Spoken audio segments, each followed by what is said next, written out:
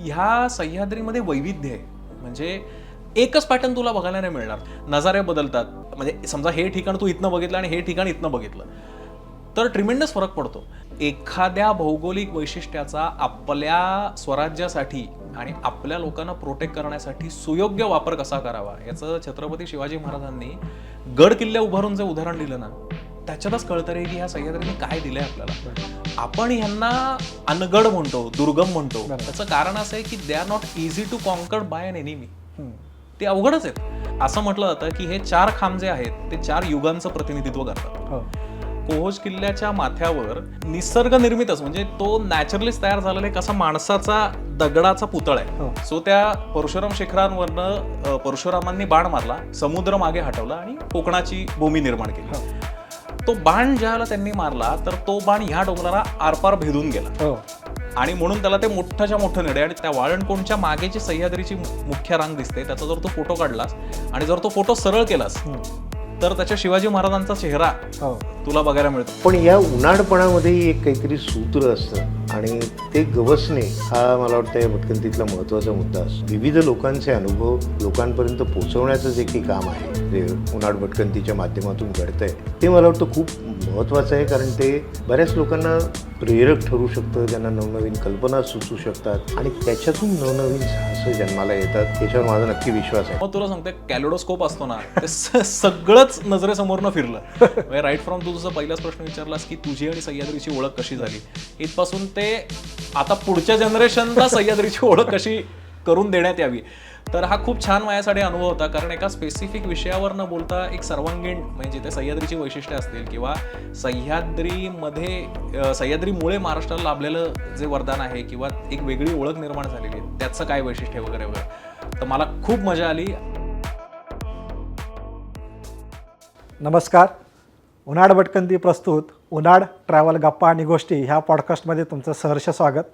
तर आजच्या ह्या पॉडकास्टला वक्ते लाभलेले आहेत श्री ओंकार ओक. नमस्कार सर. नमस्ते. नमस्कार. ओंकार ओक हे गेली 20 वर्षांपेक्षा जास्त सह्याद्रीमध्ये भटकत आहेत. अनेक वर्तमानपत्रे, दिवाळी अंक किंवा मासिके यांमध्ये लिखाण करत आहेत आणि गेली 10 वर्षांपेक्षा अधिक सह्याद्रीतले रेस्क्यू कोऑर्डिनेशन सांभाळत आहेत. अशा या व्यक्तिमत्वासोबत आज सह्याद्री हा विषय ठेवून आपण त्यांच्याशी गप्पा मारणार आहोत. सह्याद्रीची जी काही अद्भुत अनाकलनीय गोष्टी आहेत, रिस्को असेल किंवा सह्याद्रीतल्या गाव पायथ्याशी जी किंवा गड पायथ्याशी जी गावं आहेत, तिथली लोकं आहेत, जनजीवन आहेत, त्यांच्याशी त्यांचा संबंध कसा आला याबद्दल आपण काही किस्स्यांच्या माध्यमातून किंवा त्यांच्या गप्पांच्या माध्यमातून उलगडणार आहोत. तर मला वाटतं आपण कॅन्डिड गप्पांना सुरुवात करूया.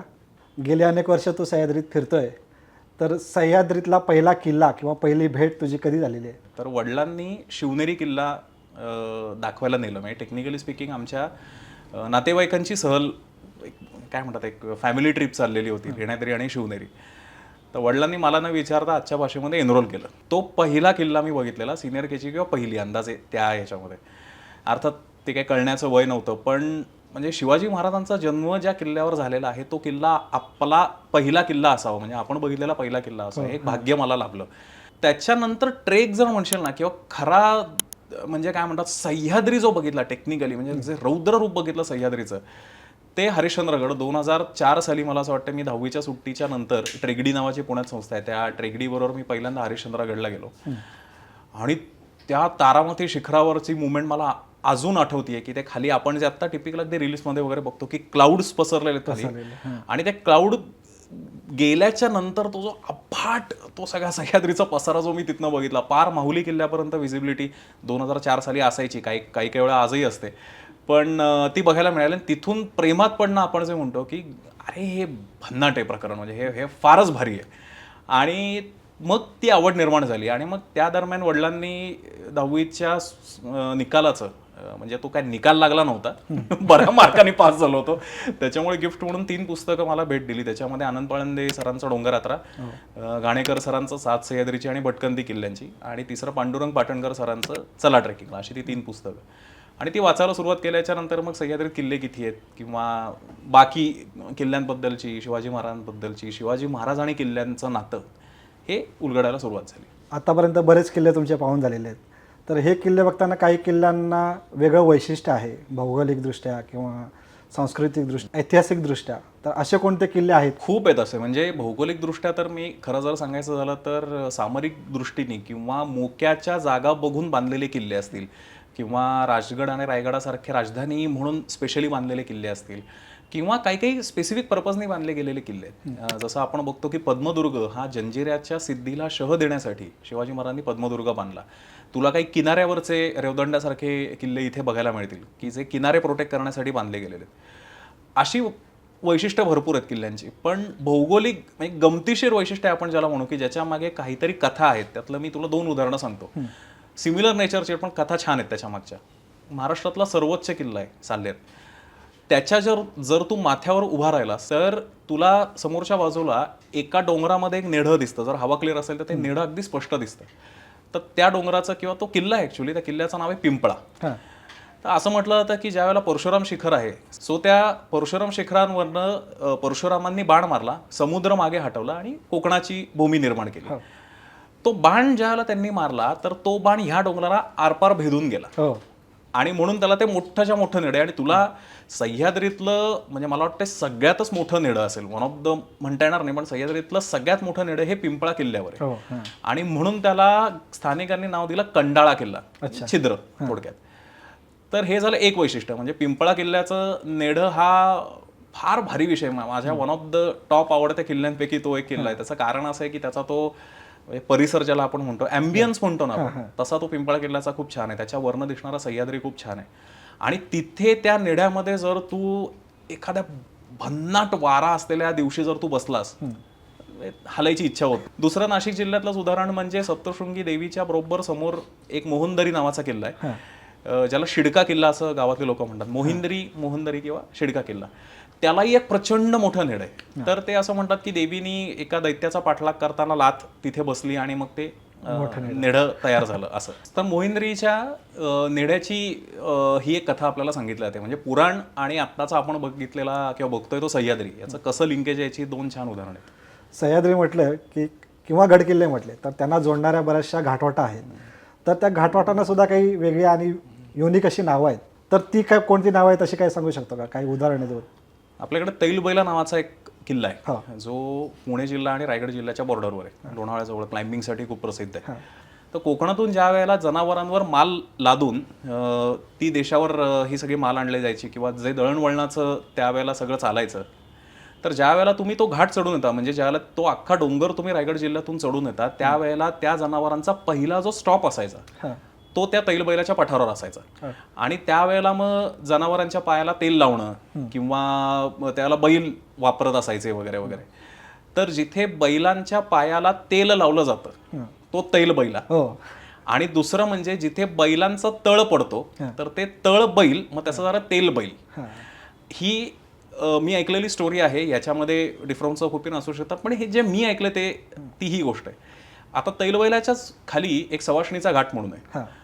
आता त्या सवाष्णीचं घाट हे नाव कसं पडलं, तर ही इतिहासामध्ये घडलेली गोष्ट आहे की ज्या वेळेला पानिपत झाल्याच्या नंतर सदाशिवराव भाऊंचा एक तोतया म्हणजे डमी आपल्याकडे महाराष्ट्रामध्ये आला आणि नंतर तो प्रूव्ह झालं की तो डमी आहे, तो तोतया आहे. तर त्यावेळेला त्याला घनगड किल्ला जो आहे तैलबैलाच्या शेजारचा, त्या घनगड किल्ल्यावर त्याला कैदेमध्ये ठेवलं गेलं. तर सुखलाल असं त्याचं नाव होतं, उत्तर प्रदेशचा तो माणूस होता. आणि त्याची बायको त्याला भेटायला आली आणि त्यांची भेट झाल्याच्यानंतर ज्या वेळेला ती परत निघाली तर परत ते सगळं ते वियोगाचं दुःख होतं की आता हा परत आपल्याला भेटणार नाही वगैरे वगैरे. आणि ती त्या घाटातून चालली होती आणि त्या घाटातच तिचे प्राण गेले. तर ती सुवासिनी होती, ती सवाष्ण होती आणि तिचा तिथे मृत्यू झाला म्हणून त्या घाटाचं नाव पडलं सवाष्णीचा घाट. आता हरिश्चंद्रगड आपल्याला माहिती आहे. तर हरिश्चंद्रगडच्या इथल्या 2-3 जागांची नावं फार छान आहेत. त्यातलं पहिलं जे नाव आहे ते करबदारा आणि दुसरं आहे शेजारचा सादडे घाट. या दोन्ही घाट वाट आहेत. तर करबदारा का आणि सादडे घाट का, तर करब नावाची झाडं आहेत ती त्या दरीमध्ये म्हणजे त्या नाळेमध्ये आहेत म्हणून ते करबदारा. आणि अर्जुन सादड्याची झाडं ज्या नाळेमध्ये आहेत किंवा ज्या भागामध्ये आहेत तर तो सादडे घाट, साधले घाट नाही, जाता साधले म्हणून तो साधले म्हणून ते अपभ्रंश झालेला आहे त्याचा, पण तो सादडे घाट आहे. तू खिरेश्वरच्या बाजूला जर गेलास ना तर खिरेश्वरच्या म्हणजे ज्याला तू खिरेश्वरवरनं गडाकडे बघतोस त्यावेळेला इतकी भन्नाट जागांची काही स्थानिक नाव आहेत. म्हणजे देवधार असेल, रामधार असेल, खराट्याची राई असेल, आडराई असेल, भानवस राई असेल किंवा चिमटा असेल, गंगेचं पाणी असेल, काय भन्नाट नाव आहेत ती सगळी. तर तिथे ना एक गंगापडी नावाची जागा आहे. तर मी एकदा त्या खिरेश्वर गावामध्ये विचारले गंगापडी असं नाव कसं पडलं त्याला. तर त्यांनी सांगितलं गावातली गंगा नावाची एक बाई तिथनं पडली खाली, म्हणून त्याचं नाव झालं गंगापडी. तर अशा नावांमागे म्हणजे काहीतरी तिथल्या स्थानिक स्टोरीज असू शकतात किंवा अनेकदा झाडांवरनं जागांना नाव पडतात. म्हणजे आता काय पिंपळगाव असेल, कदाचित पिंपळा किल्ला आणि पिंपळाची झाडं याचा काय संबंध आहे आपल्याला माहिती नाहीये, म्हणजे पिंपळाच का असं हा एक प्रश्न उभा राहतो. पण बऱ्याच वेळेला झाडांवरून नावं पडतात. अनेकदा काहीतरी त्या परिसराच्या वैशिष्ट्यावरनं तिथे नावं पडू शकतात. राजमाची जो आहे ना, त्या राजमाची वरनं जर तू खाली उल्हास नदीमध्ये उतरायला गेलास तर मध्ये पठार लागतं. त्या पठाराला चांदराई असं म्हणतात. मला सुरुवातीला कळलं चांदराई हे चांद कुठून आलं, तर चांद्याची झाडं आहेत तिथे. म्हणजे बऱ्याच वेळेला गावामध्ये काही समजा समारंभ वगैरे असेल तर जसं आपण केळीच्या पानावर अन्न वाढतो तसं अनेकदा चांद्याच्या पानावर अन्न वाढलं जातं. त्याची राई म्हणजे त्याचं जंगल, म्हणून ती चांदराई. आपल्याच अगदी ओळखीतलं उदाहरण म्हणजे अंधारबन, जे प्रूव्ह होतं अनेकदा तू गेल्याच्या नंतर. आता तिथे उजेड पडतोय गोष्ट वेगळी, पण अंधारबन हे नाव कसं पडलं तर त्याचं ते इतकं दाट आहे की खरंच तिथे सूर्याचा प्रकाश पोहोचत नाही, म्हणून ते अंधारबन.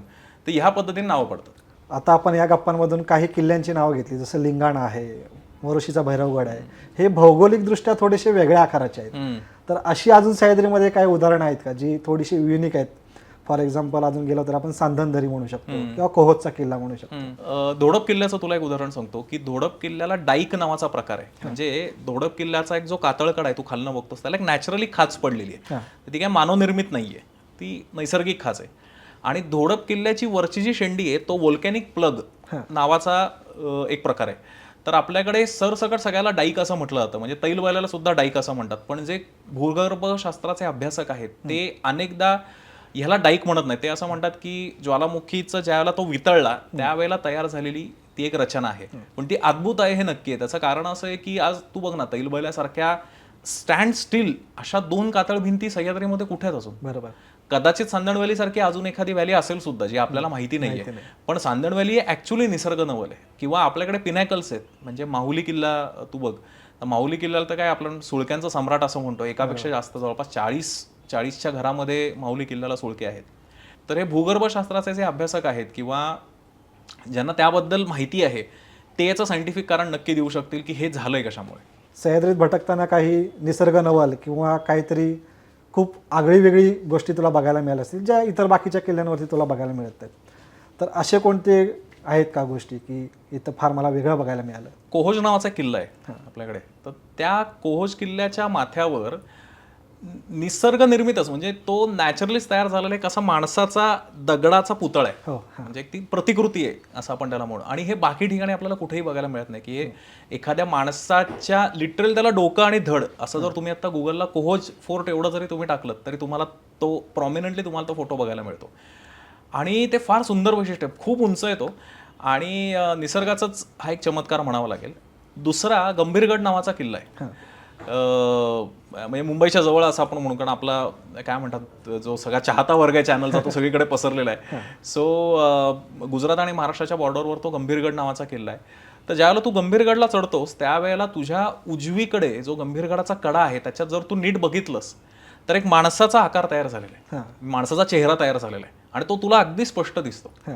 तिसरं उदाहरण म्हणजे वाळणकोंड जे गाव आहे आपला रायगड किल्ल्याच्या पायथ्याला, त्या वाळणकोंडच्या मागेची सह्याद्रीची मुख्य रांग दिसते. त्याचा जर तू फोटो काढलास आणि जर तो फोटो सरळ केलास तर त्याच्या शिवाजी महाराजांचा चेहरा तुला बघायला मिळतो. म्हणजे हे आता खूप ठिकाणी आपण तो बघितलेला आहे किंवा आता इन्स्टा रील्सवर सुद्धा ते खूप छान प्रॉमिनंटली ते दाखवलं जातं. पण सह्याद्रीमध्ये एका इंग्रजांनी समोर आणलेलं एक फार भारी वैशिष्ट्य, आणि ते म्हणजे आपल्या सगळ्यांनाच माहिती इंद्रवज्र. की कर्नल साईक्स नावाचा एक इंग्रज अधिकारी होता आणि त्या कर्नल साईक्सला आपण इंद्रधनुष्य म्हणजे धनुष्याच्या आकाराचं थोडं अर्ध आपण म्हणू, अर्धगोलाकृती. पण त्या कर्नल साईक्सला गोल आकाराचं इंद्रधनुष्य आपण म्हणू, म्हणजे आगे तो धनुष्य शब्द चुकीचा आहे पण ती रचना बघायला मिळाली. ते 7 रंग तिथे त्याला त्या गोल शेपमध्ये दिसले आणि त्याला स्वतःची सावली त्याच्यामध्ये दिसली. आणि हे त्यांनी नोंदवून ठेवलं की मी इथे कोकण कड्यावर मी ते इंद्रवज्र बघितलं म्हणून त्या कर्नल साईक्सने. तर इंद्रवज्र हा सह्याद्रीतला एक आविष्कार आहे. ती दिसण्याच्या एक स्पेसिफिक सिच्युएशन्स आहेत की ज्याला खाली एक ढगांची चादर आहे, सूर्य तुमच्या मागे पाहिजे आणि त्यावेळेला तुमची सावली तिथे इंद्रवज्रामध्ये तुम्हाला दिसू शकते, त्या फॉर्मेशनमध्ये दिसू शकते. आणि इंद्रवज्र दिसणं तुम्ही खरंच नशीबवान पाहिजे तुम्ही त्यासाठी. एक अमोल तळेकरांसारखं सन्माननीय उदाहरण सोडलं की जाऊ तिथे इंद्रवज्र पाहू संघटना जी आहे की कुठेही जा त्याला दिसतंच. तर त्याच्यासारखे नशीबवान लोक जर सोडले तर बाकी आपल्यासारख्या सामान्य लोकांसाठी इंद्रवज्र दिसणं ही खूप महत्वाची खूप सुंदर गोष्ट आहे. बरं, तर इंद्रवज्र कुठे दिसेल? तर मी उद्या समुद्राकाठी थांबलोय तर मला दिसेल का? तर तसं नाहीये. एखाद्या तुम्ही डोंगराच्या माथ्यावर जर तुम्ही थांबलात, अनेकांची अशी समजूत असते की फक्त देश आणि कोकणाच्या सीमेवर असलेल्या जागांवरच इंद्रवज्र दिसू शकतं. तर असं काही नाहीये. त्याचं कारण मी तुला सांगतो. राजगडला सुद्धा अमोल तळेकरने इंद्रवज्र बघितलेलं आहे. तर हे खूप छान गोष्ट तुम्हाला बघायला मिळू शकते. सांदण व्हॅलीचं तर मगाशी आपण उदाहरण दिलंच. त्याच्यामुळे ही वैशिष्ट्य जी आहेत, आता अजून एक जाता उदाहरण सांगतो. अलिबाग जवळचा कुलाबा किल्ला आपल्या सगळ्यांना माहिती आहे. तर कुलाबा किल्ल्याचं वैशिष्ट्य असं आहे की भरती जर असेल समुद्राला तर तुला बोटीने जावं लागतं कुलाबा किल्ल्याला, आणि ओहोटी जर असेल तर तुला चालत जाता येतं. हे सेम उदाहरण सिंधुदुर्गाच्या समोरचं पद्मगड नावाचा किल्ला आहे, त्याच्या बाबतीत पण हेच आहे की जर ओहोटी असेल तर तुम्ही चालत जाता आणि भरती असेल तर तुम्हाला बोटीने जावं लागतं. हरिश्चंद्रगड सगळ्यांचाच लाडका किल्ला आहे, पण आता ज्या प्रेक्षकांना हरिश्चंद्रगडचं अजून एक वैशिष्ट्य माहिती नाहीये ते अजून एक सांगतो. हरिश्चंद्रगडला हरिश्चंद्रेश्वराचं जे मंदिर आहे त्याच्या खालच्या बाजूला केदारेश्वराचं मोठं शिवलिंग आहे, भव्य असं ते शिवलिंग आहे. त्या केदारेश्वर शिवलिंगाच्या चारही बाजूला म्हणजे 3 ठिकाणी ऍक्च्युली पडलेल्या खांबाचे अवशेष असे चिकटलेले आहेत आणि एक खांब मात्र तसाच सरळ आहे, संपूर्ण आहे. आता याची एक आख्यायिका सांगितली जाते, ही दंतकथा आहे कम्प्लिटली, की असं म्हटलं जातं की हे 4 खांब जे आहेत ते 4 युगांचं प्रतिनिधित्व करतात. तर ज्या वेळेला बाकी जी 3 युग म्हणजे सत्ययुग, त्रेतायुग आणि द्वापार युग यांचा ज्यावेळेला अंत झाला त्यावेळेला हे 3 खांब कोसळले आणि जो उभा आहे खांब जो अजूनही तसाच कॉन्स्टंट आहे तो कलियुगाचं प्रतीक आहे. आणि ज्यावेळेला कलियुगाचा म्हणजे प्रलय येईल किंवा कलियुगाचा अंत येईल त्यावेळेला तोही खांब पडेल.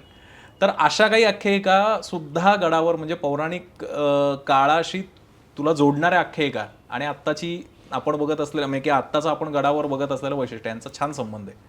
हे फार इंटरेस्टिंग गोष्टी हरिश्चंद्रगडाविषयी. सह्याद्री हा तसा खूप मोठा विषय आहे. सह्याद्रीमध्ये गडकिल्ले आहेत, प्राचीन लेण्या आहेत, सुंदर सुंदर धबधबे आहेत, घाटवाटा आहेत.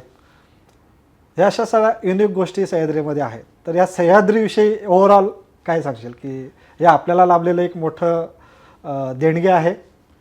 100% महाराष्ट्राला लाभलेलं सह्याद्री हे वरदानच आहे. म्हणजे आपण जे म्हणतो तापी ते तिलारी इतका सह्याद्रीचा मोठा पसार आहे. आणि अर्थातच घाटवाटा, धबधबे, जंगल वगैरे आहेतच, पण सगळ्यात महत्त्वाचं म्हणजे किल्ले. एखाद्या भौगोलिक वैशिष्ट्याचा आपल्या स्वराज्यासाठी आणि आपल्या लोकांना प्रोटेक्ट करण्यासाठी सुयोग्य वापर कसा करावा याचं छत्रपती शिवाजी महाराजांनी गड किल्ले उभारून जे उदाहरण दिलं ना त्याच्यातच कळतं रे की ह्या सह्याद्रीने काय दिलंय आपल्याला. आपण ह्यांना अनगड म्हणतो, दुर्गम म्हणतो, त्याचं कारण असं आहे की they are not easy to conquered by an enemy. ते अवघडच आहेत. आणि सगळ्यात महत्वाचं असं आहे की ह्या सह्याद्रीमध्ये वैविध्य आहे. म्हणजे एकच पॅटर्न तुला बघायला नाही मिळणार. तू एका एरियामध्ये जरी 4 वेळेला गेलास म्हणजे मधुमकरंगडचं तू उदाहरण घे, तू हातलोट घाटाने खाली गेलास तर काहीतरी वेगळं बघायला मिळेल, कोंडाळीने खाली गेलास तर एक तुला थरार बघायला मिळेल, तू इकडे त्या तेलीसरी अंगठेसरीने जा तुला एक तो टिपिकल कोयनेचा तुला तो असा सगळा म्हणजे रॉ फील तुला मिळू शकतो. नजारे बदलतात किंवा एखाद्या अँगलनी म्हणजे समजा हे ठिकाण तू इथनं बघितलं आणि हे ठिकाण इथनं बघितलं तर ट्रिमेंडस फरक पडतो. त्याच्यामुळे ती देणगी काय रे म्हणजे मी तर म्हणतो ते आयुष्य आहे आपल्यासारख्या लोकांचं. आणि त्याच्या पलीकडे काही नाही अरे म्हणजे माउंटन्स आर सह्याद्रीतली जे डोंगर आहेत ना ते ब्लेसिंग आहे आपल्यासाठी. तर सह्याद्रीविषयी तू बरंच लिखाण केलं आहे की वर्तमानपत्रे असतील किंवा दिवाळी अंक असतील किंवा बऱ्याच माध्यमांद्वारे तुझा ब्लॉग आहे www.onkarok.com.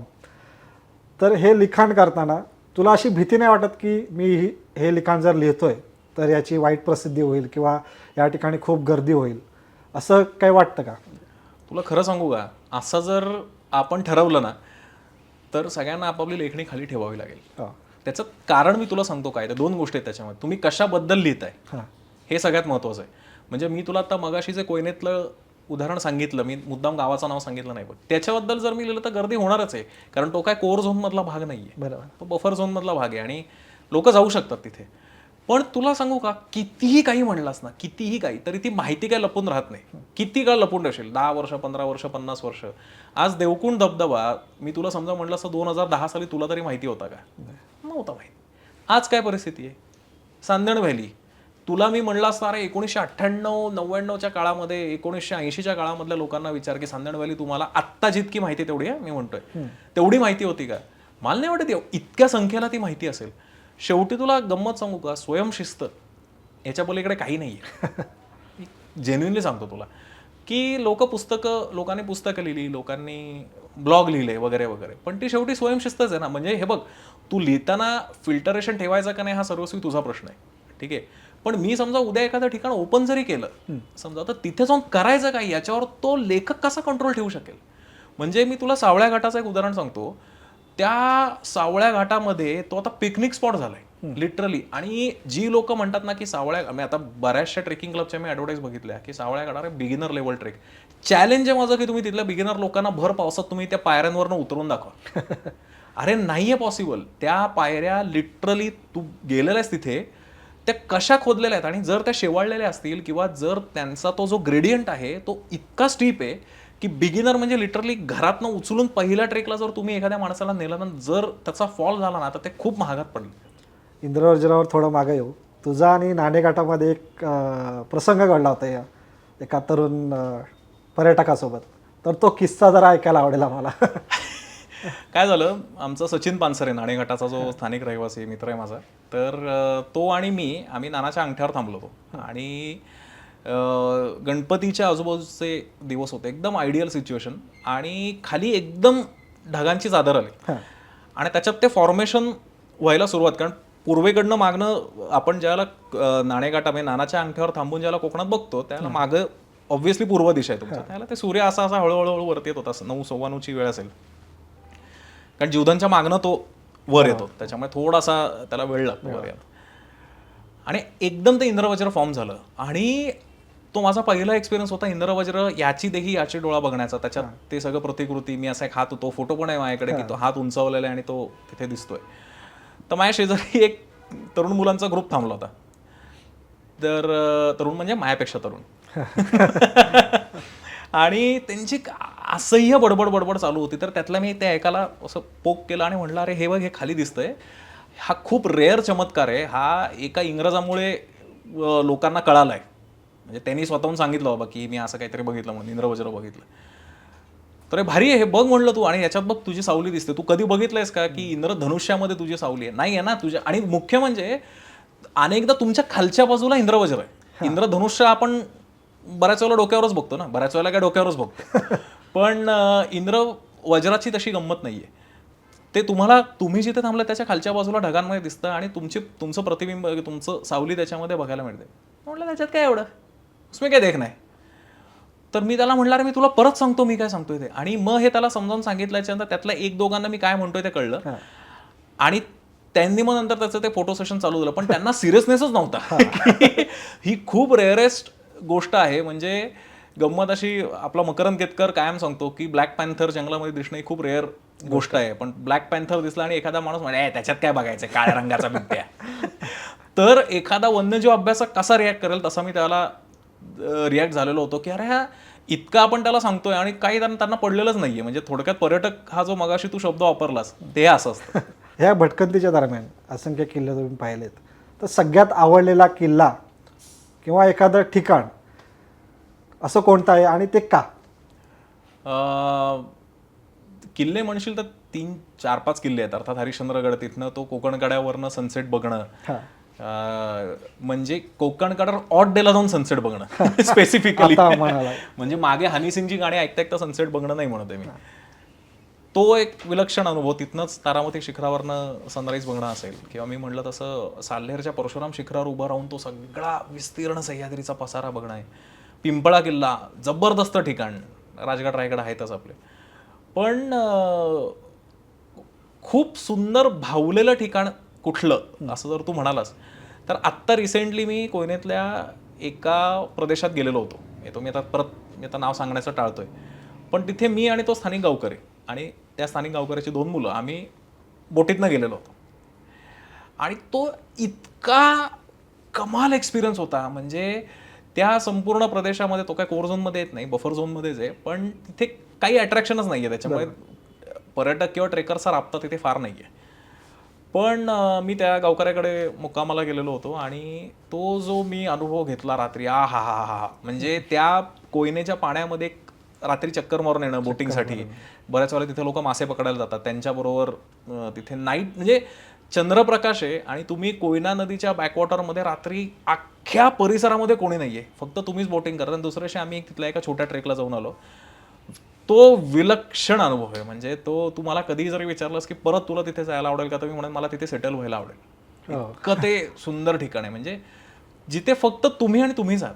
अशी सह्याद्री काय हजारो लाखो करोडो ठिकाण आहेत, भरपूर आहेत, आपल्यातल्या अनेकांनी ती बघितली पण असतील. पण तू पर्सनल फेवरेट म्हणशील तर ते एक आत्ता टॉप लिस्टला आहे. या किल्ल्यांच्या भटकंतीच्या निमित्ताने कधी गडपायथ्याला जाणं होतं, गावात जाणं होतं, किंवा आपण कधी मुक्काम घडतो गावात, तर एखादी भूताची गोष्ट, तर एखादी पॅरानॉर्मल ॲक्टिव्हिटी घडले का, किंवा किस्सा तुझ्याकडे किंवा कथा एखादी कोणती आहे का? आता काय आहे तुम्हाला सांगतो की हा ना खूप विश्वासाचा प्रश्न आहे. म्हणजे सह्याद्रीमध्ये अनेक वर्ष रात्रंदिवस फिरलेल्या लोकांनाही काही दिसलं नाही आणि पहिल्याच ट्रेकला काहीतरी out of the box experience असलेली पण आपल्याकडे लोक आहेत. पण आता हे अर्थात पुस्तकातनं पब्लिश झालंय म्हणून मी तुला सांगतो, तोरणा किल्ल्याच्या बाबतीत आपल्या खूप आख्यायिका सांगितल्या जातात की अरे तोरणा किल्ल्यावर ते दिवेकर म्हणून आहे, त्याचं ते भूत दिसतं, किंवा अशाही आपल्या ओळखीतली काही मंडळी ज्यांना तोरणा किल्ल्यावर काही चित्रविचित्र अनुभव आलेले आहेत, म्हणजे मला माहिती आहेत. पण मला एक आलेला तुला एक अनुभव सांगतो. मी अर्थात त्या किल्ल्याचं नाव सांगणार नाही, पण तिथे आम्ही रात्री मुक्कामाला होतो. आपल्याच कॉमन परिचयातलीच काही लोक तिथे होती, आम्ही एकत्रच गेलो होतो. आणि तिथे ना एक मंदिर आहे शेजारी. त्या मंदिराच्या शेजारी अशा बऱ्याच वरांडा आपण ज्याला म्हणतो तशा आहे. रात्री 3-3:15 वाजता, हे क्रिस्टल क्लिअर मला आठवतंय, आपला एशियन पेंटचा डबा असतो, त्या डब्याला जर तू दोर बांधलास, सुतळी बांधलीस आणि जर तू असं जमिनीवरनं घासत नेलास, खर्र खर्र असा आवाज येईल. असं कोणीतरी असं असं असं असं फेऱ्या मारतंय. रात्री 3-3:30ला मला स्पष्ट जाणवलं तिथे. आणि डोळे उघडले आणि असं बघितलं तर अर्थातच कोणी नव्हतं तिथे. आणि एक अर्ध्या पाऊण तासाने तो आवाज परत रिपीट झाला की असं असं, आणि ते कोणीतरी लिटरल त्या बऱ्याचशा समोरनं जाते, परत इकडं जाते परत, आणि तो काहीतरी खेचत नाही. हा जो आवाज असतो ना तो खूप प्रॉमिनंट होता. आणि ते मी म्हटलं असेल काहीतरी, म्हणून तो विषय मी सोडून दिला. आणि दुसऱ्या दिवशी त्याच ग्रुपमधले काका होते, त्यांनी मला, आम्ही सकाळी पाणी भरायला कुठेतरी मला वाटतं बाहेर पडलो, त्याला त्यांनी विचारलं अरे काल रात्री तुला एक असा आवाज आला होता का, काहीतरी खरखरत चाललंय. सो ते मला असं वाटतं त्यांनाही तो सिमिलर एक्सपिरियन्स आला असावा. पण सह्याद्रीमध्ये काय गंमत तुला सांगतोय, श्रद्धा अंधश्रद्धा वगैरे या गोष्टी सोडून द्या, मी अगेन म्हटलं तसं हा प्रत्येकाच्या विश्वासाचा आणि प्रत्येकाच्या अनुभवाचा भाग आहे. काही जण याला पॅरानॉर्मल म्हणतील, काही जण म्हणणार नाही, ते इतकं सिम्पल आहे. पण छातीठोकपणे हो आम्ही असं काहीतरी बघितलं असं सांगणारी लोक आहेत. असा ऐकण्यात आलेला एखादा किस्सा आहे का, अरे जो हॉरर आहे? भरपूर आहे. 2-3 होऊन जाते. मी आपल्याच एका मित्राचा किस्सा सांगतो. अगेन मी त्याचं नाव सांगणार नाही, त्या गडाचंही नाव नको, कारण ते कसं आहे की आपण नको उगाचच हे करायला. पण जो त्यांनी सांगितलं तो मी आता सांगतो, याच्यावर विश्वास ठेवावा असं माझा अजिबात अट्टहास नाही. हा तुम्ही गंमत म्हणून सोडून देऊ शकता, पण एक काय म्हणतात मजा म्हणून ऐकायला हरकत नाही.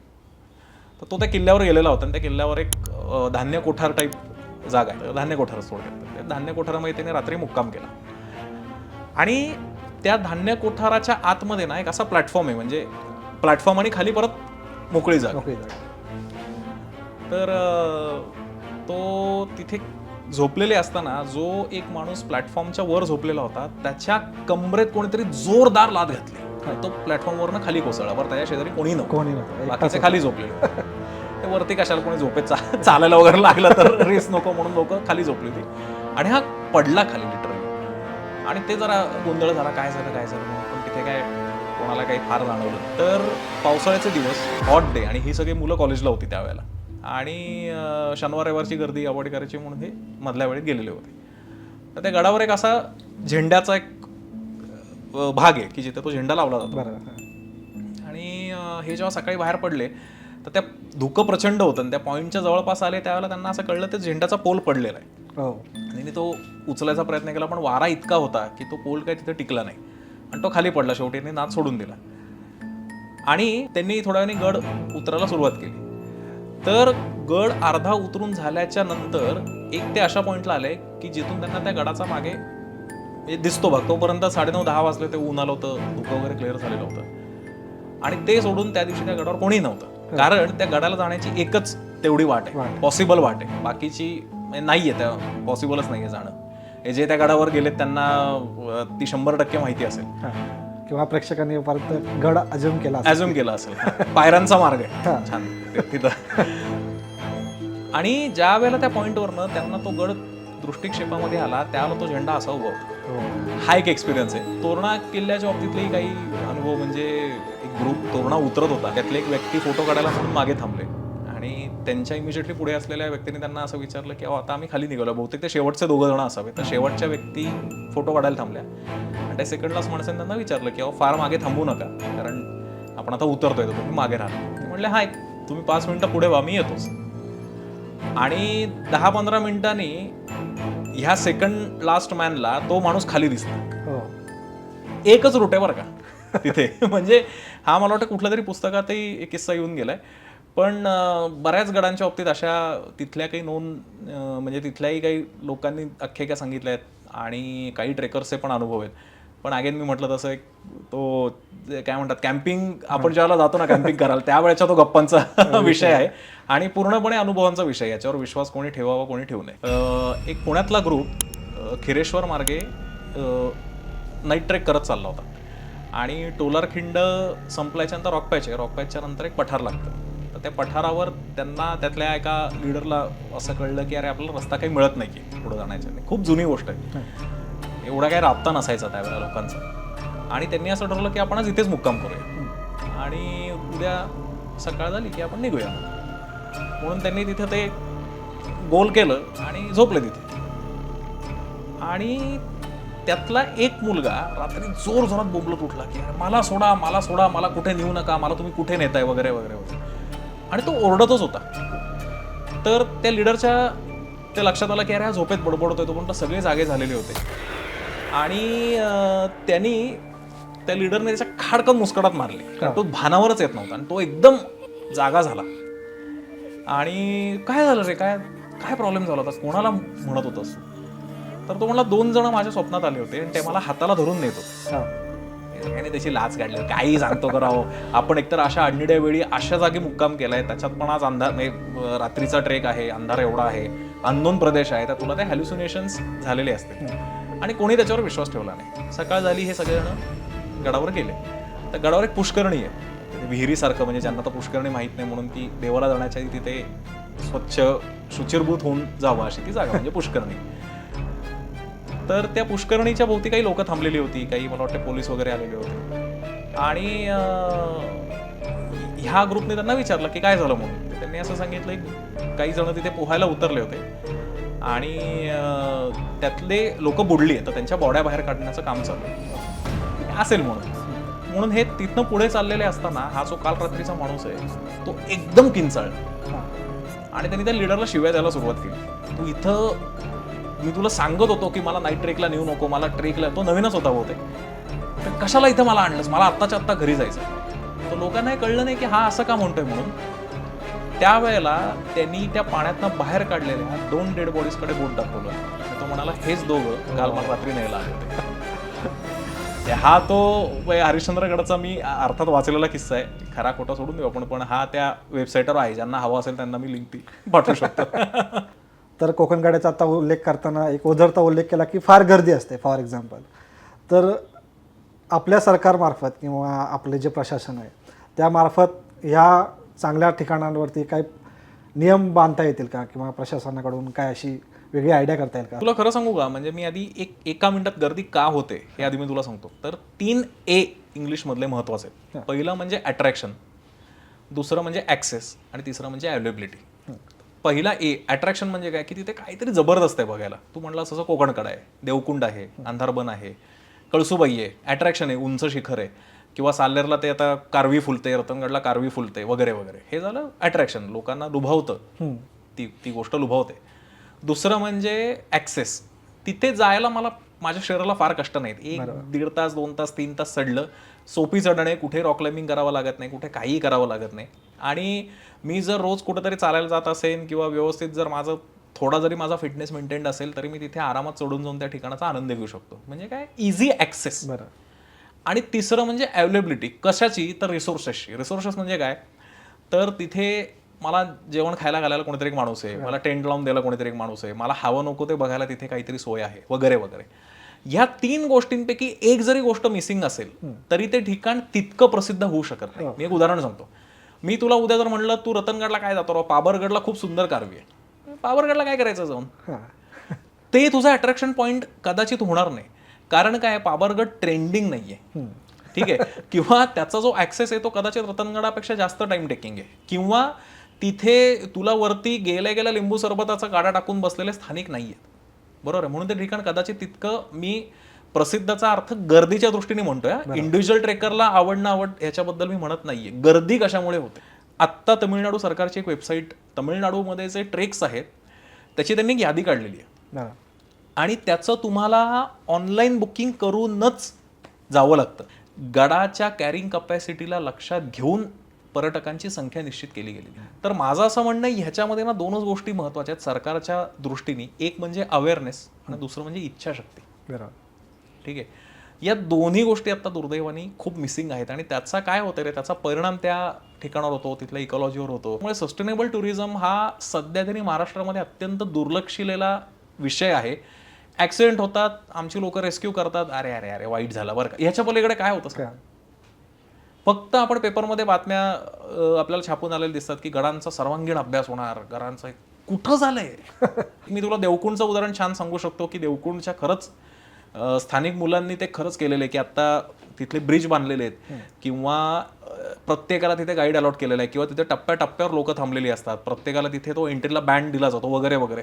पण ही सिस्टीम फक्त तिथंच आहे रे. हे कुठंतरी त्यांना सुद्धा कळलं की अरे गर्दीचा कडेलोट होतोय, हे आपल्यालाच रेग्युलेट केलं पाहिजे, आणि त्यांनी घेतली की पावलं, बरोबर ना. बाकी ठिकाणी का नाही होते? कारण असं आहे की आपला एक प्रॉब्लेम काय तुला सांगतो मी, की या समोरच्या रस्त्यावर जर सकाळी 6:30ला तू गेलास आणि 6:30ला सिग्नल चालू आहे, आपण नाही थांबत, कोण आहे बघायला इथे, बरं ट्रॅफिक कुठे आहे, तो सिग्नल आहे ह्याला तुम्ही भाव देता का स्पष्ट भाषेमध्ये? नाही देत. प्रॉब्लेम तोच आहे की इथे जोपर्यंत, आणि मला एक सांग आता ह्याच्याच इन्व्हर्सली तिथे 6:30ला तुला 3 ट्रॅफिक पोलीस दिसतात चौकामध्ये, काय हिंमत रे तुझी जाण्याची? भले अख्ख्या चौकात तू एकटा थांबलायस, नाही ना जाऊ शकत. त्याच्यामुळे आपला प्रॉब्लेम असा आहे की आपण असं म्हणतो जोपर्यंत सरकार काही पावलं उचलत नाही ना, आपण काहीच करणार नाही. आणि अरे तुम्हाला माहिती आहे नाही उचलली जाणार आहेत, जोपर्यंत खूप मोठी घटना घडत नाही, जोपर्यंत प्रचंड मोठी डोळे उघडणारी दुर्घटना घडत नाही ना, तोपर्यंत ती इच्छाशक्ती जागृत होणं अवघड आहे. आणि त्यामुळे स्वयंशिस्त हा एक भाग, आणि दुसरं गोष्ट स्थानिकांनी याच्यामध्ये काहीतरी ठोस भूमिका घेणं, कारण शेवटी आज ते त्या परिसराचे राजे आहेत. ओके, त्यांना तुम्हाला डावलून जाताच येत नाही. मगाशी गाईड्सचा जो उल्लेख केला की they are the first responders for every crisis situation. Rescue team पोहोचायच्या आधीच गाईड तिथे अनेकदा पोहोचलेले असतात. भूमिपुत्र आहेत ते शेवटी, त्यांना तो एरिया खडानखडा माहिती आहे. पण आज शेवटी त्यांचा सुद्धा तुम्ही विचार करा रे, काय त्या फुटफॉलचा परिणाम होत असेल त्यांच्यावर. तर ही इच्छाशक्ती जोपर्यंत जागृत होत नाही, आणि जोपर्यंत आपल्याच देशातल्या बाकी ठिकाणाची उदाहरणं आपलं सरकार अडॉप्ट करत नाही, तोपर्यंत हे सर्वनाश आहे. आय एम सॉरी टू से, पण ज्या ठिकाणी पूर्वी आपण हक्काने जायचो ना, तिथे आता गर्दीमुळे जावं असं वाटतं का बघ?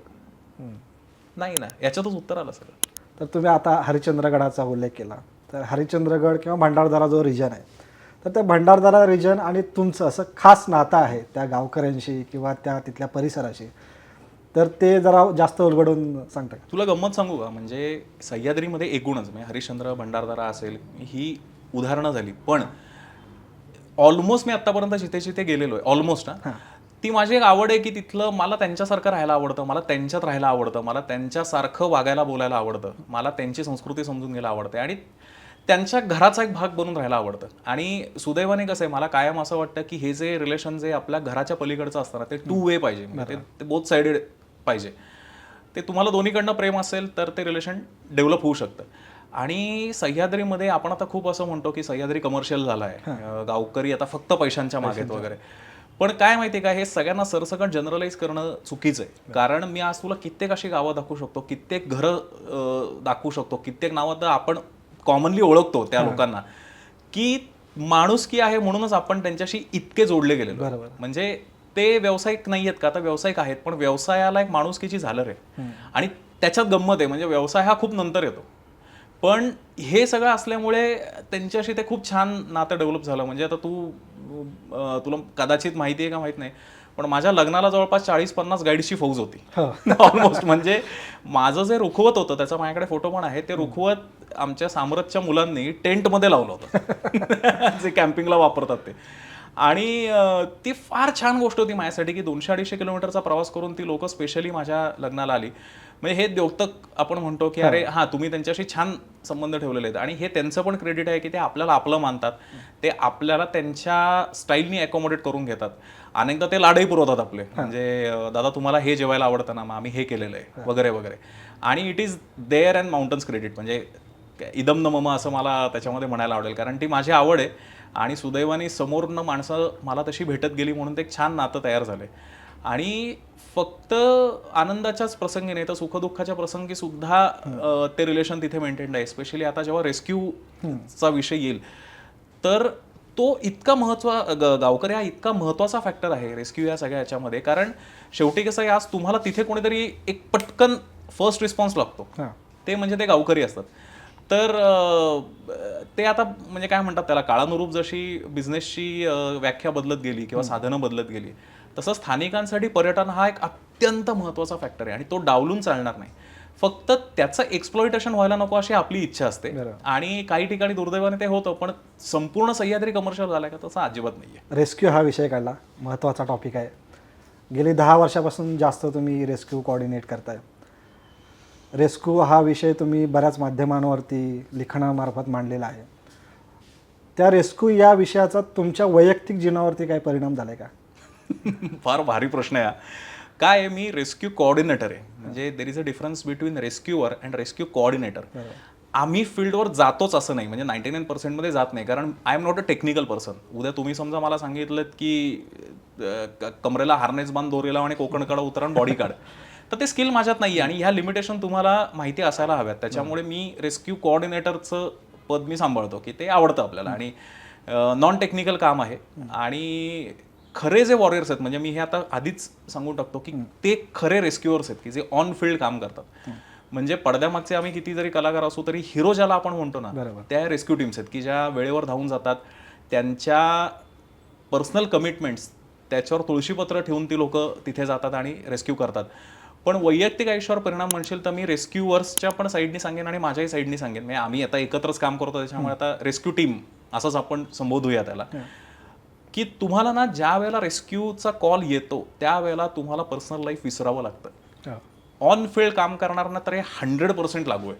कारण एकदा तुम्हाला कॉल आला की बॅग उचलायची, तिथे जायचं, ती बॉडी अनेकदा सापडतही नाही, मग त्याचं लोकेशन शोधायचं, किती दिवस लागतील सांगता येत नाही, किती इक्विपमेंट लागतील सांगता येत नाही, पैशापरी पैसा खर्च होत असतो, एनर्जी खर्च होत असते, घरात काहीतरी कमिटमेंट असतात, मग कोणीतरी नातेवाईक आजारी आहे, अरे मग मुलाच्या शाळेत उद्या पेरेंट्स टीचर मीटिंग आहे, कोणाचं तरी लग्न आहे, आपलीच ॲनिव्हर्सरी आहे, सण आहे, अनेक गोष्टी असतात.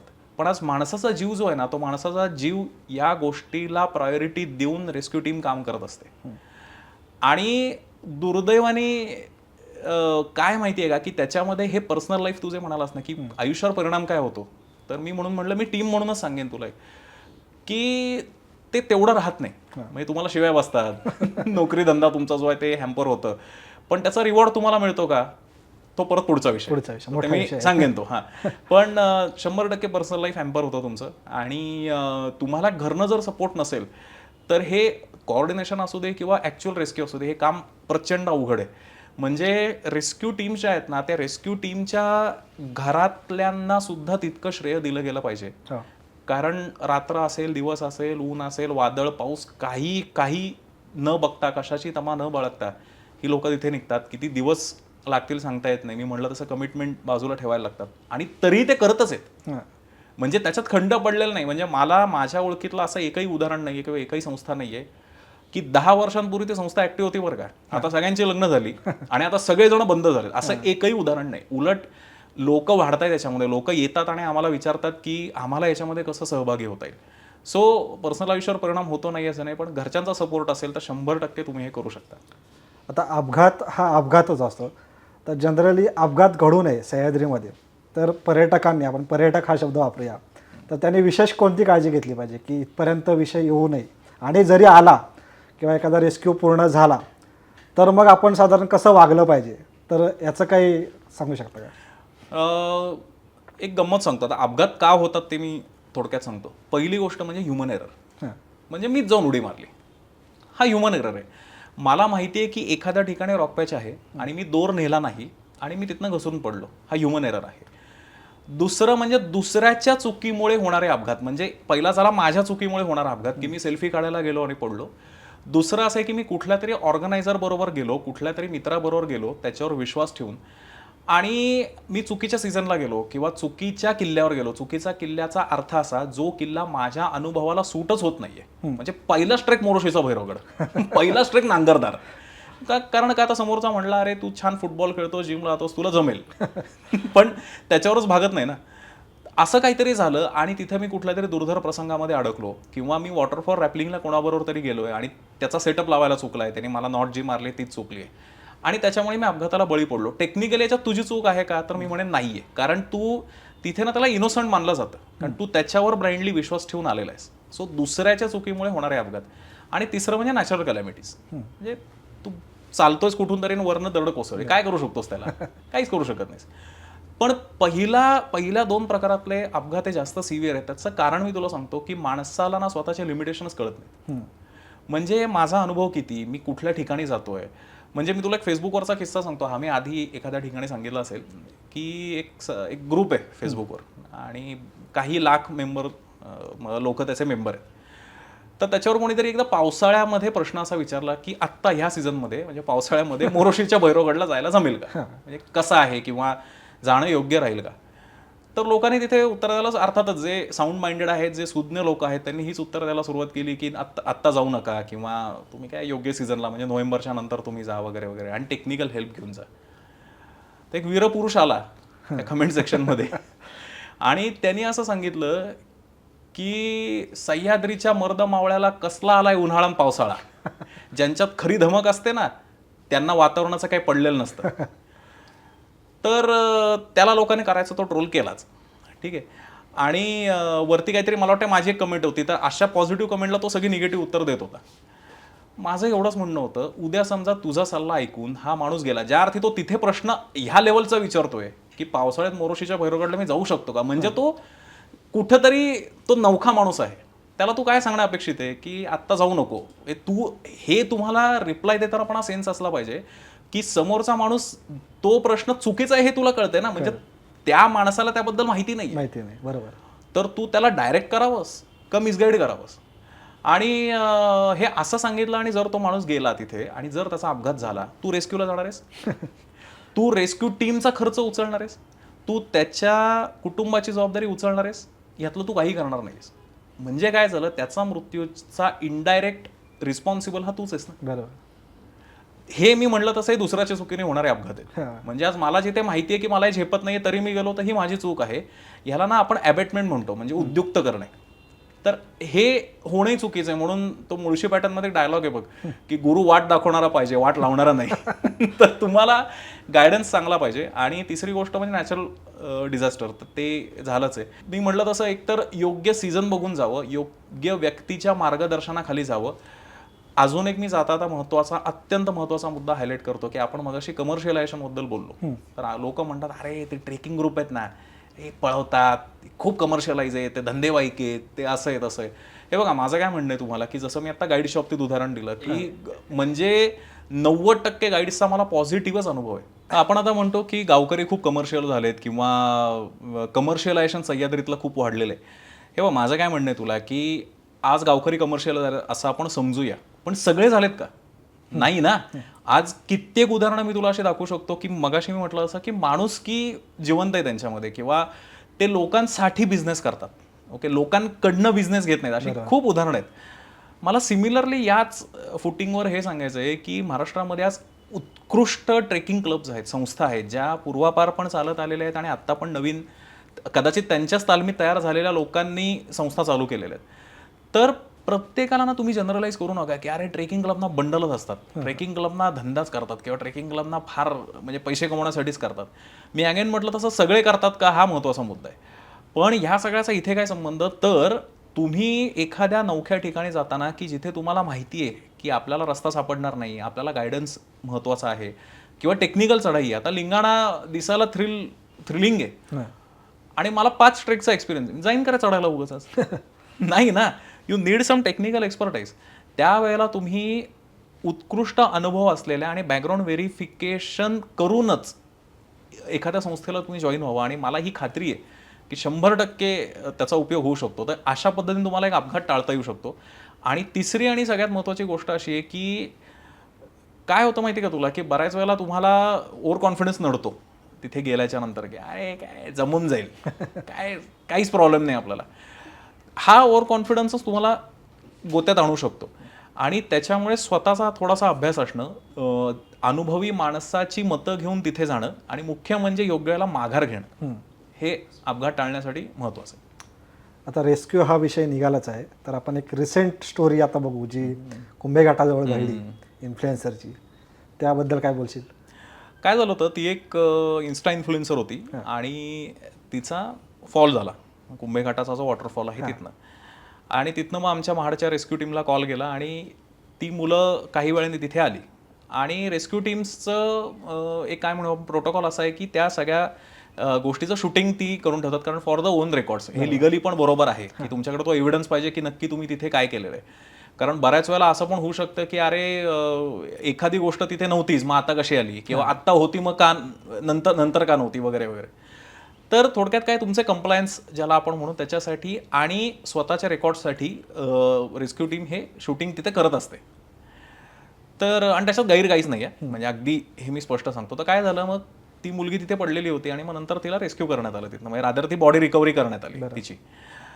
आणि मग तिचे जे सो कॉल्ड इन्स्टा इन्फ्लुएन्सर मित्रमैत्रिणी होते, फॅन फॉलोअर्स आणि कंटेम्पररी मित्रमैत्रिणी, त्यांनी आमच्या त्या सगळ्या रेस्क्यू टीमला ट्रोल करायला सुरुवात केली की तुम्ही स्वतःच्या प्रसिद्धीसाठी म्हणून आमच्या मैत्रिणीच्या मृत्यूचा वापर करून घेतलात, तुम्हाला तिथे पोचायला 6 तास उशीर झालाच कसा, वगैरे वगैरे. आणि मग आम्ही तुमच्यावर आता निग्लिजन्सची पोलीस केस करू, म्हणजे तुम्हालाच अडकवू वगैरे वगैरे. म्हणजे करायचं ते करायचं, वरती ट्रोल पण व्हायचं आणि वरती पोलीस केसेस पण अंगावर घ्यायच्या. ह्या ज्या गोष्टी तिथे झाल्या, ह्याच्यामुळे थोडंसं अनइझीनेस हा त्यावेळेला थोडासा निर्माण झालेला होता. अर्थातच संपूर्ण गिर्यारोहण क्षेत्राने त्यांची बाजू घेतली आणि ती काय पुढं काहीच झालं नाही त्याच्या बाबतीमध्ये. पण काय माहिती का, हा कृतज्ञपणा जो लोकांमध्ये आलेला आहे ना, तो फार डेंजर आहे. आणि अनेकदा रेस्क्यू टीमच्या नशिबी हेच येतं. परवाचं मी तुला नेचर लव्हर्स संस्थेचं उदाहरण सांगतो की बाणसुळका चढताना मधमाशांचा अटॅक काही क्लाइंबर्सवर त्यांच्या झाला आणि तो कॉल माझ्याशी झाला. आणि मग आम्ही गणेश गीत असेल आमचा किंवा दयानंद कोळी असेल वगैरे, आम्ही आणि साम्राज्यची रेस्क्यू टीम म्हणजे लोकल मुलं, लहू मोठे, नामदेव बांडे वगैरे वगैरे, नावं खूप आहेत घेण्यासारखी. तर यांनी भर रात्री सगळं कोऑर्डिनेट करून त्या जखमी लोकांना सांदण व्हॅलीतनं बाहेर काढलं, म्हणजे त्या बाणसुळक्याच्या इथनं सांदण व्हॅलीच्या तिथल्या जवळच्या रस्त्याने बाहेर काढलं आणि ते सगळे व्यवस्थित होते. पण आता एवढ्या रात्री हे काम तिथे झालं, तर नेचर लव्हर्स ही लिजंडरी संस्था आहे आणि त्यांनी या कामाची दखल घेऊन आम्हाला सगळ्यांना त्यांनी ॲप्रिसिएशन लेटर्स पाठवली. माझं असं म्हणणं, ही कौतुकाची थाप जरी असेल ना तरी ते पुरतं. बरं, ती प्रत्येकाला मिळतेच का आणि नाही मिळालं तर काम थांबवावं का, असं काही नाही आहे. पण जर मिळाली तर तो एक पायंडा पडू शकतो की अरे यांनी चांगलं काम केलंय ना, तुम्ही तुमच्या बाजूने त्यांना एक ॲप्रिसिएशन द्या, त्यातल्या प्रत्येकाला त्याच्या त्याच्या जबाबदारीचं तुम्ही श्रेय द्या. आणि हे काम आता आपण क्रेडिटसाठी करतो का वगैरे, मला या वादात अजिबात पडायचं नाही आहे. ठीक आहे, हे सोशल वर्क आहे, याच्यासाठी कुठली रेस्क्यू टीम पैसे घेत नाही. पण मी मगाशी म्हणलं तसं ॲप्रिसिएशन मिळालं तर ते कोणाला नको आहे. बरोबर, ते मोटिवेटिंगच आहे ना तुमच्यासाठी की अरे माझे कष्ट रेकग्नाइज होत आहेत.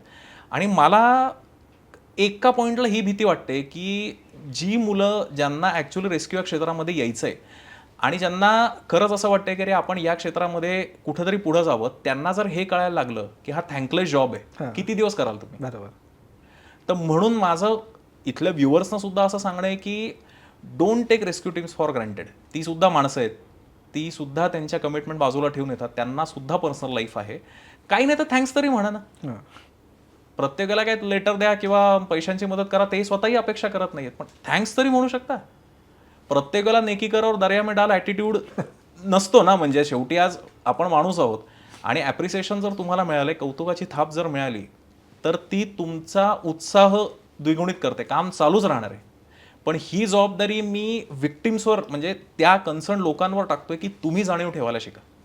आजकाल जो ट्रेंड आहे पारंपरिक वेशभूषेत एखादा किल्ला चढणे किंवा लहान मुलांना घेऊन एखाद्या माथ्यावरती जाणे, व्हिडिओ शूट करणे, तर हे कितपत योग्य आहे किंवा लहान मुलांसाठी असे कोणते किल्ले आहेत की ज्याची खरोखर सुरुवात ह्या किल्ल्यांपासून केली पाहिजे? बऱ्याचशा लहान मुलांना, लहानचा माझा म्हणण्याचा अर्थ असा आहे की 2 वर्ष ते 5 वर्ष, 2 वर्ष ते 6 वर्ष, की त्याची सुरुवात छोट्या छोट्या ट्रेकपासून करणं गरजेचं आहे. त्यांना तुम्ही पहिल्याच ट्रेकला जर डेंजर एक्सपिरियन्स दिलात की एखाद्या समजा लहान मुलीला तुम्ही नऊवारी साडी नेसून तुम्ही एखाद्या अवघड ठिकाणी घेऊन गेलात की जे ठिकाण खरंच ॲक्सेस करायला अवघड आहे किंवा जे तिच्या वयाला झेपणारं नाही आहे, आणि जर तो तिला ट्रॉमा बसला तर किती इच्छा असली तरी तुम्ही तिला परत पुढे नेऊ शकणार नाही. बरं, ठीक आहे.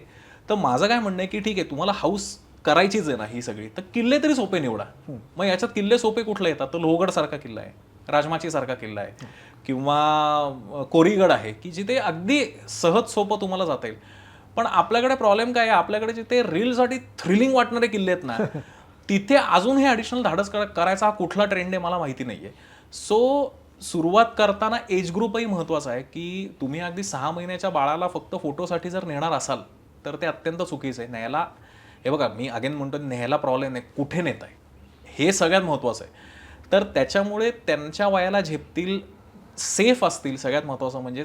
दुसरं म्हणजे त्यांना, लहान मुलांना रिसोर्सेस अवेलेबल असतील. म्हणजे उद्या समजा तुम्हाला असं वाटलं की अरे माझं बाळ लहान आहे, त्याला दूध लागतंच, तर किमान तुम्ही अशा ठिकाणी तरी घेऊन जा रे की जिथे त्या गावामध्ये दूध तरी अवेलेबल होईल. लहानपणापासून त्यांना सह्याद्रीत घेऊन जाणं, त्यांना ते साहसाचं बाळकडू पाजणं हे चूक नाही आहे. पण त्याच्यातनं जर त्यांच्या मनामध्ये एखादी भीती बसली पहिल्याच ट्रेकच्या दरम्यान, कारण तो ट्रेकच अवघड होता, तर ते व्हायला नको अशी माझी कळकळीची विनंती आहे. त्याच्यामुळे सोप्या श्रेणीतले जे किल्ले आहेत, भले तो अगदी पद्मदुर्ग असेल, भले तो सिंधुदुर्ग असेल, एक त्यांना किल्ल्यांची ओळख होणं गरजेचं आहे. ह्याच नोटवरती मला वाटतं आज पॉडकास्टचा आपण थांबूया. तर ओव्हरऑल आज आपण ह्या विषयावरती चर्चा केली. सह्याद्री, अद्भुत गोष्टी, रेस्क्यू किंवा कोणते किल्ले पाहावेत, कोणत्या वयामध्ये पाहावेत, लिखाण. तर तुझा अनुभव कसा होता की ह्या संपूर्ण पॉडकास्टबद्दल? एक गंमत तुला सांगते, कॅलोडोस्कोप असतो ना, ते सगळंच नजरेसमोरनं फिरलं. म्हणजे राईट फ्रॉम तू जसं पहिलाच प्रश्न विचारलास की तुझी आणि सह्याद्रीची ओळख कशी झाली, इथपासून ते आता पुढच्या जनरेशनला सह्याद्रीची ओळख कशी करून देण्यात यावी. तर हा खूप छान माझ्यासाठी अनुभव होता, कारण एका स्पेसिफिक विषयावर न बोलता एक सर्वांगीण, म्हणजे जिथे सह्याद्रीची वैशिष्ट्ये असतील किंवा सह्याद्रीमुळे महाराष्ट्राला लाभलेलं जे वरदान आहे किंवा एक वेगळी ओळख निर्माण झालेली आहे त्याचं काय वैशिष्ट्य आहे वगैरे वगैरे, तर मला खूप मजा आली. आणि तुझ्याशी गंमत अशी, आपण इन्फॉर्मल गप्पा अनेक वर्ष मारतोय पण या फॉर्मल गप्पा मारताना खूप छान वाटलं. सो तुझे आणि उनाड भटकंतीचे, कारण काय आहे, मागच्या वेळेला मी ह्या खुर्चीवर होतो, आता मी ह्या खुर्चीवर आहे, तर ते पण छान वाटतंय. आणि तुझ्या सगळ्या पॉडकास्ट सिरीजला माझ्या मनापासून फॉर्मली शुभेच्छा. इन्फॉर्मली तर कायमच आहेत. आणि छान हे चॅनल आणि ही सिरीज ग्रो होऊ दे. तर ह्याच नोटवरती उनाड भटकंतीकडून एक छोटंसं गिफ्ट आहे, ते तुम्ही मोठ्या मनाने स्वीकारा. मनपूर्वक धन्यवाद. आणि या गिफ्ट प्रमाणेच तुला अनेक छान छान गिफ्ट सह्याद्री देत राहो. अजून तुझी भटकंती समृद्ध होत राहो, या माझ्याकडनं मनापासून शुभेच्छा. खूप खूप धन्यवाद. थँक्यू. सह्याद्रीत कधी जावं, कोणासोबत जावं, कोणत्या सीझनमध्ये जावं, अशा बऱ्याच प्रश्नांची उत्तरं आपल्याला ह्या पॉडकास्टमध्ये मिळालेली आहेत. या व्यतिरिक्त सह्याद्रीमध्ये असलेली काही निसर्ग नवल आहेत, काही अद्भुत ठिकाणं आहेत, त्यांचीसुद्धा इत्थंभूत माहिती भेटलेली आहे. शिवाय रेस्क्यू आणि त्याच्या काही अडचणी आहेत किंवा रेस्क्यू मागची भावना जे रेस्क्यू करतात, तर अशा एक वेगळ्या विषयाला आपण थोडासा स्पर्श केलेला आहे. सह्याद्री किती सुंदर आहे, सह्याद्रीमध्ये खूप साऱ्या गोष्टी आहेत. तर सह्याद्री हा शब्द मध्ये ठेवून आपण बऱ्याच ह्या पॉडकास्टची बांधणी केलेली आहे. आम्हाला आशा आहे तुम्हाला हा पॉडकास्ट आवडलेला असेल, तर त्यासाठी चॅनल नक्की सबस्क्राईब करा. कारण बरीच लोक चॅनल बघतायत, व्हिडिओज बघतायत, पण सबस्क्राईब करत नाहीत. तर तो सबस्क्राईबचा रेशो आपल्याला वाढवायचा आहे. मला आशा आहे तुम्ही प्रतिक्रिया द्याल, सबस्क्राईब कराल. धन्यवाद.